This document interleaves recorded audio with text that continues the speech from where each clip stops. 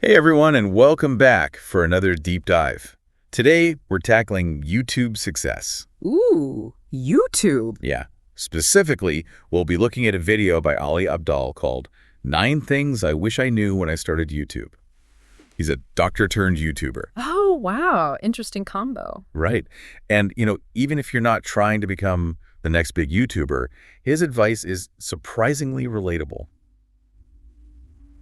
I think there's something here for anyone working on a project or chasing a goal, trying to get their thing out there. Totally. It's all about getting seen and heard, right? Absolutely. Speaking of getting seen and heard, Ali starts off with a real reality check. I mean, he just puts it out there bluntly. Nobody cares about your videos. Whoa, that's harsh.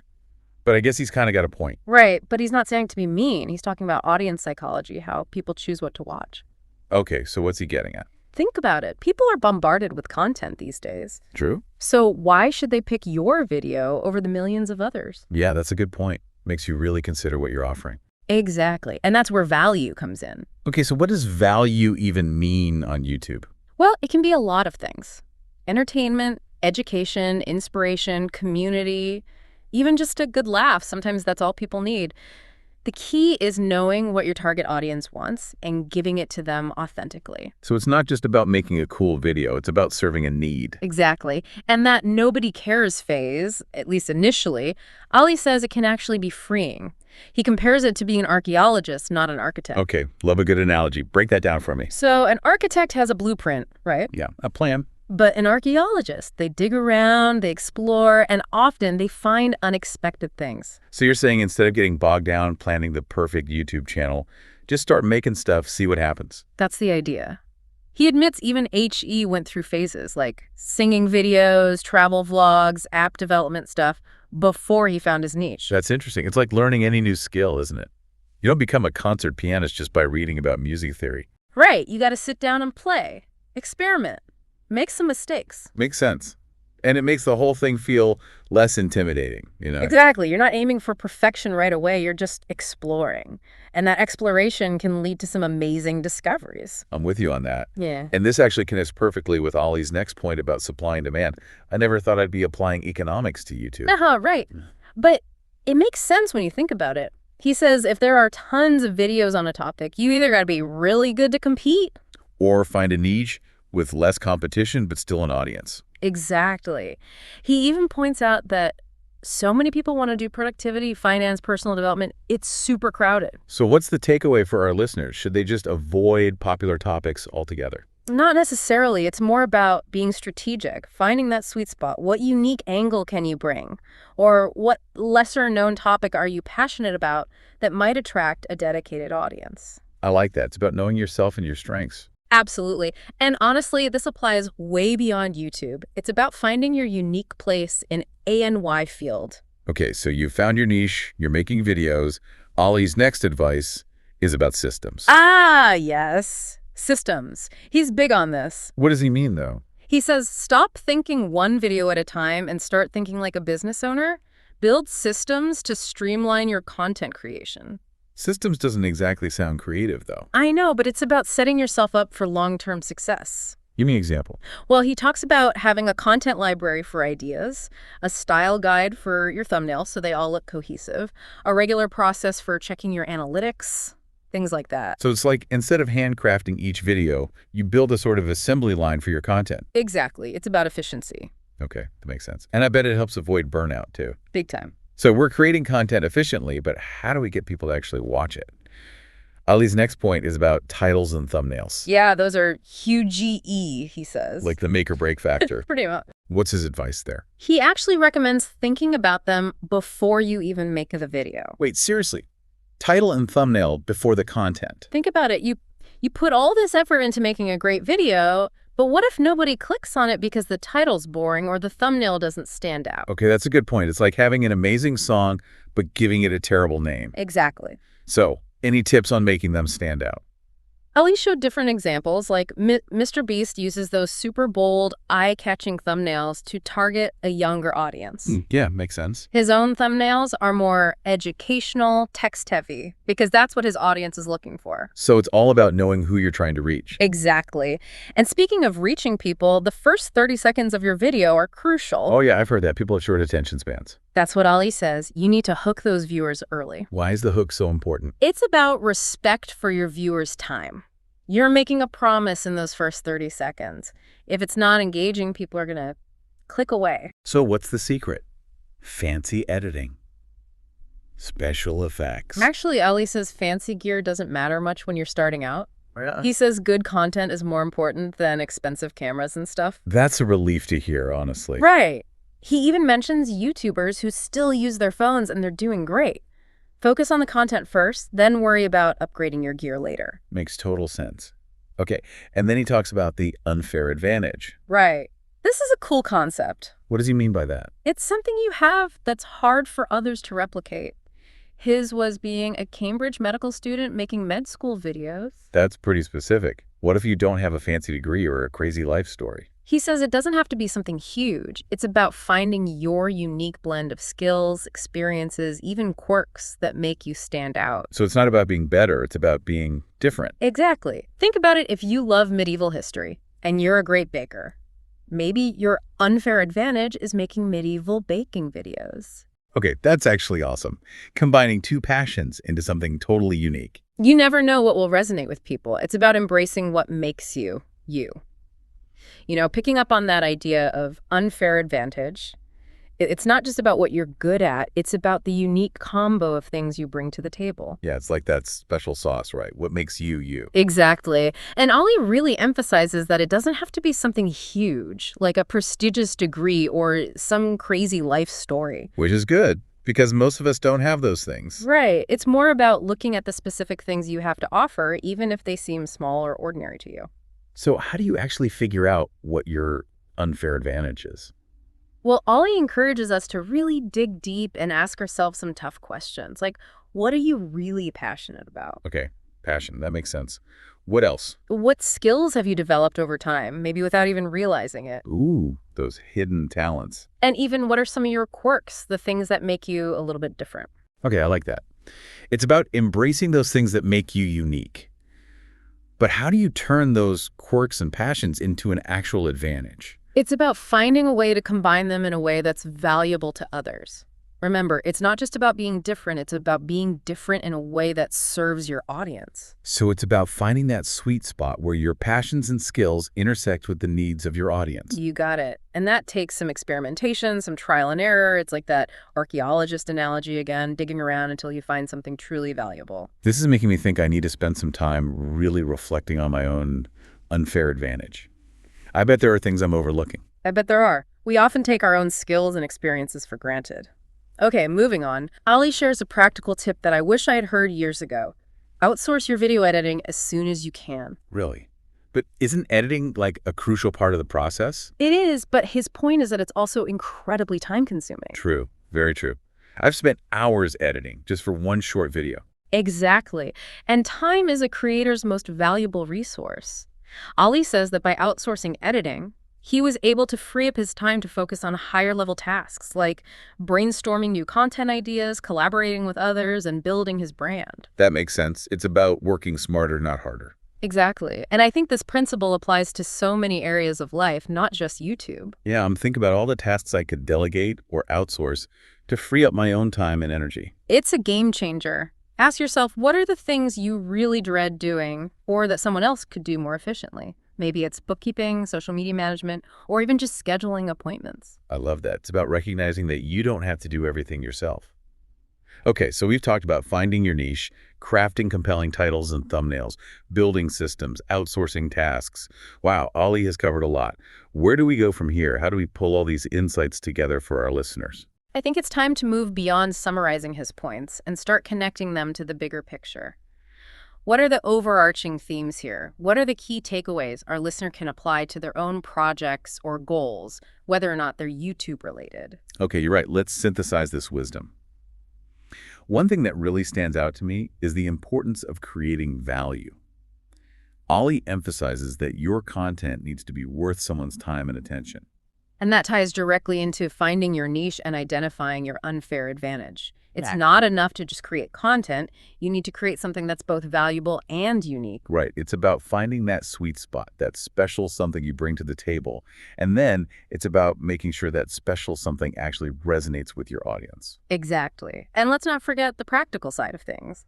Ollie's advice about building systems, crafting compelling titles and thumbnails, and even outsourcing editing are all about setting yourself up for success in the long run. He's basically saying, don't just dream it, and do it strategically. It's like he's providing a blueprint for turning your creative passion into a sustainable and impactful endeavor. But I'm sure some of our listeners are thinking, okay, this is all great, but I'm not a YouTuber. How does this apply to me? That's a great point. I think it's time to step outside the YouTube bubble and explore how these principles can be applied to different contexts. Let's start with the concept of creating value. What resonates with people, regardless of the medium? That's a good question. I think it all comes down to solving problems, doesn't it? Whether you're creating a video, writing a book, building a product, or even just offering a service. People are drawn to things that make their lives easier, better, or more enjoyable. Absolutely. Think about the products or services you love. What problems do they solve for you? What value do they add to your life? That's such a simple but powerful question to ask. It really makes you shift your perspective from, what can I create, to what does my audience need or want? And that ties directly into the idea of finding your niche and your unfair advantage.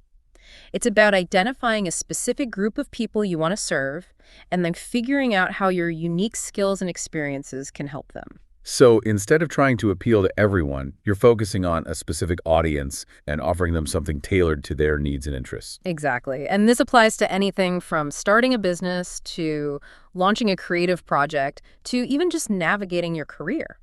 What are the problems or challenges people face in your field, and how can you use your unique skills and knowledge to provide solutions? I love how these principles can be applied so broadly. It's not just about YouTube. It's about finding your place and making a meaningful contribution in any field. Absolutely.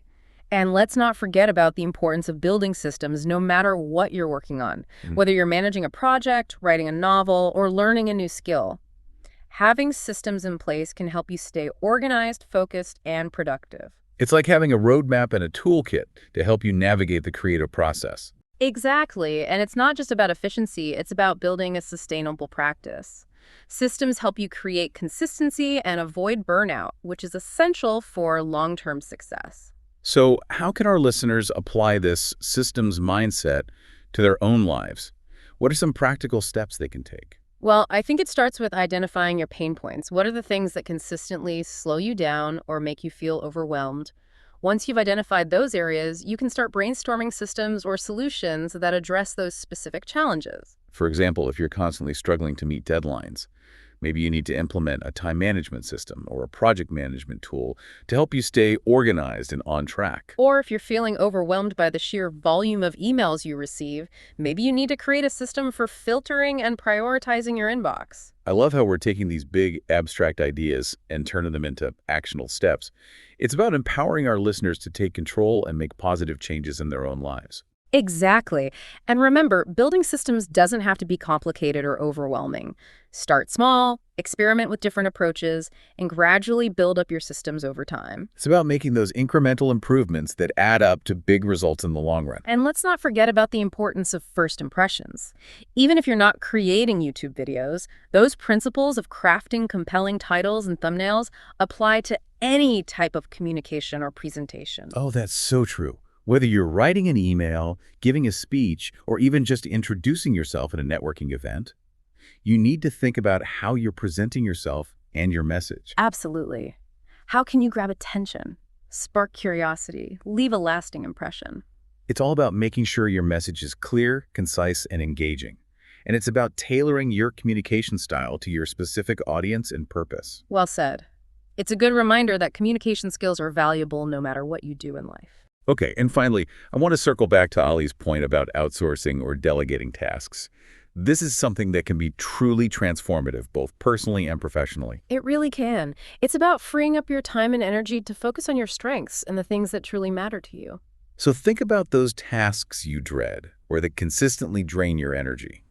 What if you could hand those off to someone else, freeing yourself up to focus on the things you enjoy and excel at? It's about recognizing that you don't have to do everything yourself, and that asking for help or delegating tasks is not a sign of weakness, but a sign of strength and strategic thinking. It's about building a team, support system, or even just finding ways to streamline your workflow so you can focus on what you do best. Exactly. And that, I think, is a perfect note to end on.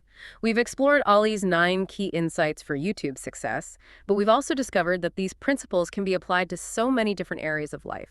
It's about finding your niche, creating value, building systems, and embracing what makes you unique. It's about working smarter, not harder, and creating a sustainable and fulfilling path for yourself, whether you're a YouTuber, an entrepreneur, an artist, or just someone who wants to make a positive impact on the world. Beautifully said. But before we wrap up completely, I want to leave our listeners with one final thought-provoking question, something to ponder as they continue their own journeys of creative exploration and discovery. What do you say? Absolutely. Let's end on a note of curiosity and possibility. Okay, here it is. We've talked a lot about finding your niche, your unfair advantage, and creating content that resonates with your audience. But what if we took it a step further? What if, instead of just focusing on what WE can offer, we also consider the needs and desires of our potential audience? What if we started with empathy and understanding? Before we wrap up, I keep thinking about that question we left hanging last time. You mean about really understanding your audience's needs, even more than just figuring out your own niche? Yeah, exactly. Like, what if instead of focusing on what can I create, we started with what does the audience need? It's a powerful shift, isn't it? It puts the focus on connection and service, not just self-promotion. Totally.